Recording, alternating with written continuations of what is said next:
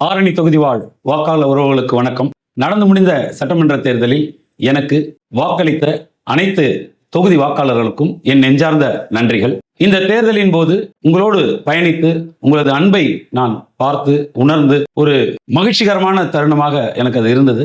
நமது தளபதி அவர்கள் தமிழக முதல்வராக பொறுப்பேற்க உள்ள இந்த நிலையில் நம் தமிழக வெற்றிக் கழகம் என்றும் ஆரணி தொகுதிக்கு அதன் வளர்ச்சிக்கும் கட்டாயம் பணியாற்றும் என்பதை இந்த தருணத்திலே கூறிக்கொள்ள கடமைப்பட்டுள்ளேன். என் மீது நம்பிக்கை வைத்து 70,000க்கும் மேற்பட்ட வாக்காளர் உறவுகள் நமது தமிழக வெற்றிக் கழகத்திற்கு வாக்களித்துள்ளீர்கள் என்று நினைக்கும் பொழுது அளப்பரிய மகிழ்ச்சியை நான் உணர்கிறேன். தேர்தலோடு நம் பந்தம் முடிந்துவிடப் போவதில்லை.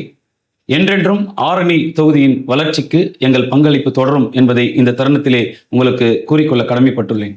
இந்த நல்வாய்ப்பை எனக்கு வழங்கிய நமது தமிழக முதல்வர் அவர்களுக்கும் எங்கள் அரசியல் வழிகாட்டி அண்ணன் புசி ஆனந்த் அவர்களுக்கும் என் ஆரோக்கிய நண்பர் திரு அருண்ராஜ் அவர்களுக்கும் என் நெஞ்சார்ந்த நன்றியை கூறிக்கொள்ள கடமைப்பட்டுள்ளேன். இது ஒரு ஆரம்பம். கட்டாயம் நம் பணி தொடரும்.